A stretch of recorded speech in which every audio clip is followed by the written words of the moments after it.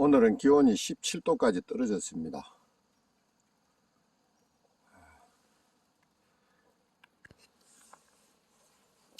대체적으로 기온이 14도 이하로 내려가야 지중 온도가 19도 이하로 내려가는 걸로 지금까지 관찰이 됐거든요. 아직 지중 온도가 19도 이하로 내려가지는 않았을 겁니다. 오늘도 비가 내립니다. 참 진짜 찡하게 오네. 찡하게 징그럽게 비가 많이 자주 내립니다. 참 비가 이 가을철에 많이 내리면은 이 농사에 도움이 되는 게 하나도 없는데, 자, 여기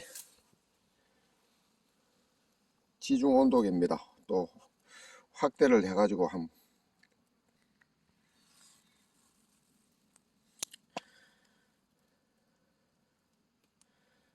온도가 아직 19도까지는 안 떨어졌고요. 20도 아래로 내려갔네요.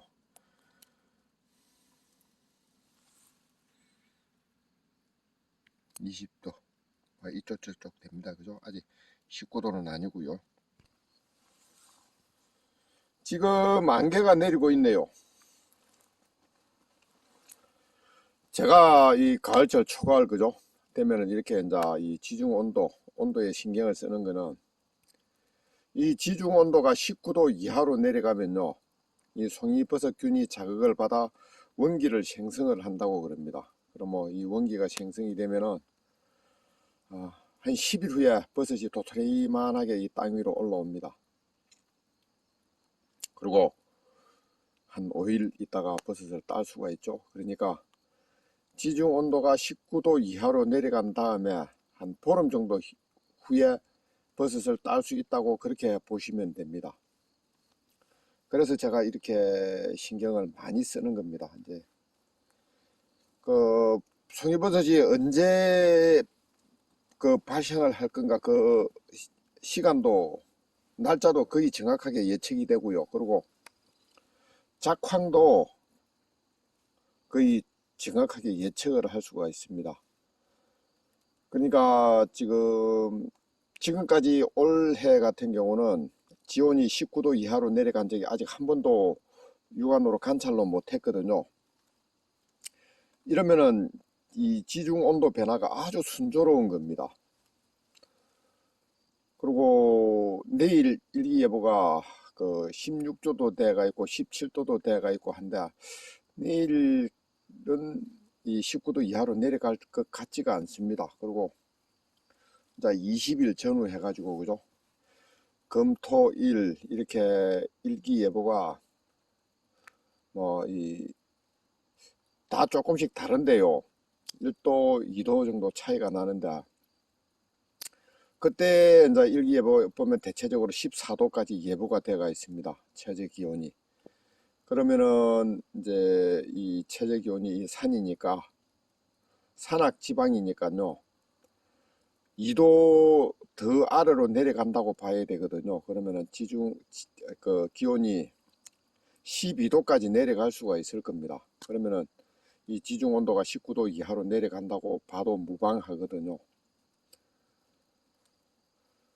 그때 이제 또 일기예보상 비가 좀 예보가 되어 있습니다. 비 양은 잘 모르겠고요. 그러면은 그 비가 오면서 기온이 떨어지면은 이 송이버섯이 원기를 많이 생성을 할 겁니다. 그러면은 송이가 풍년이 될 수 있는 조건이 되어지죠. 그리고 이제 제일 변수가 태풍입니다. 보통 사람들이 그러죠. 태풍이 와서 나무를 흔들고 천둥 번개가 쳐야 송이버섯이 많이 난다고. 그런데 작년 같은 경우죠. 작년 9월 말이라기보다 10월 초에 1일, 2일, 3일 아마 태풍이 상륙을 했을 겁니다. 근데 그 태풍이 목포에 상륙을 해가지고 우리 산청지방을 관통을 해가지고 저쪽 동해안으로 빠져나갔거든요. 지금 추석 때 태풍 노을이 올 수도 있다고 하는데, 이 태풍이 또 작년처럼 서해안으로 상륙을 하게 되면요, 또 송이버섯은 꽝입니다. 물론 또 태풍 반경 오른쪽에 들어가니까 이 농작물 피해도 많고 전체적으로 피해가 많겠죠. 그 이제 진짜 이 태풍이 이 우리나라를 중심으로 해가지고 그죠? 그 위험 반경인 오른쪽에 들어가서는 안 됩니다. 오른쪽에 들어가면 난대성 비가 내리고요. 그러면 기온을 또 올릴 거고, 추석 무렵에는 기온이 한 18도, 17도까지 내려갈 겁니다. 제가 생각할 때요. 그런데 만약에 난대성 비가 내려가지고 기온을 19도 이상으로 올려버리면은 또 버섯은 흉년이 됩니다. 그래서 태풍이 오더라도 태풍 반경 왼쪽 그죠? 그러면은 바람이 약해서 위험 반경이 아니잖아요. 그리고 또 태풍 반경 왼쪽에는 찬비가 내리거든요. 그렇기 때문에 송이버섯에도 도움이 되지 해가 되지는 않을 겁니다. 그러니까 태풍이 그 대한해협 쪽으로 오더라도 대한해협 쪽으로 통과를 해야 됩니다. 태풍이 안 오면 더 좋고요. 물론 이제 이 송이버섯을 생산하는 사람들은 이 태풍이 오는 걸 바랄 수도 있습니다. 왜냐하면 이 산이 송이버섯이 나는 곳이 보통 산의 7분 능선 이상이거든요. 그러면은 하늘에서 내리는 비 외에는 수분을 공급을 할 수가 없습니다. 보통 이 간수시설을 안 해놓으면요. 그렇기 때문에 이 태풍이 오면은 태풍이 와서 비가 많이 오면은 송이버섯 작황에 큰 도움이 되죠. 그러니까 태풍이 오기를 뭐 은근히 바랄 수도 있습니다. 그죠? 뭐 사람 사는 게 내 생활이 중요하지 다른 사람은 중요하지가 않잖아요. 그렇기 때문에 그렇게 생각할 수도 있습니다. 그게 뭐 나쁜 거는 아니고요. 사람 사는 게 그러니까요. 내 생활이 중심이 되니까. 일단은 지금까지는 참 온도 변화가 너무 순조롭습니다. 내일 지중 온도가 19도 이하로 내려가지는 않을 것 같습니다. 내일 잘 지나고요. 그리고 모레 글피는 또 최저 온도가 20도로 예보가 되어 있거든요. 잘 지내고 이제 주말쯤 비가 오면서 기온이 퍽 떨어져 주면요. 이제 송이버섯은 풍년이 될 수 있는 조건에 구부 능선을 넘습니다. 이제 마지막 남은 능선은 이 육안으로 관찰하지 못했던 그 변수가 남고요. 그리고 추석 무렵에 온다는 태풍이 변수로 남습니다.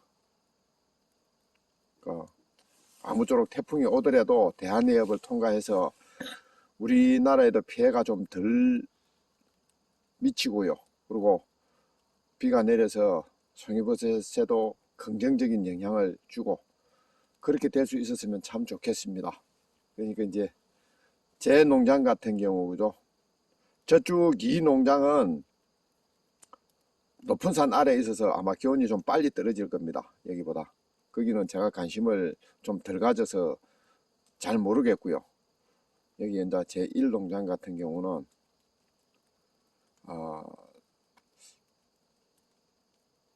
송이버섯이 추석 연휴 기온이 지금 이렇게 변한다면 추석 연휴 때 하나씩 나기 시작해 가지고 송이버섯을 따는 거는 연휴가 지난 다음에 그죠 본격적으로 생산을 하게 될 것 같습니다. 좀 기대가 많이 되는 가을입니다. 기대가 많이 되는 10월이고 10월 달에 송이버섯이 많이 나서 제가 참 행복하게 일을 할 수 있었으면 참 좋을 것 같습니다. 많이 응원해 주시면 감사하겠습니다. 예, 감사합니다.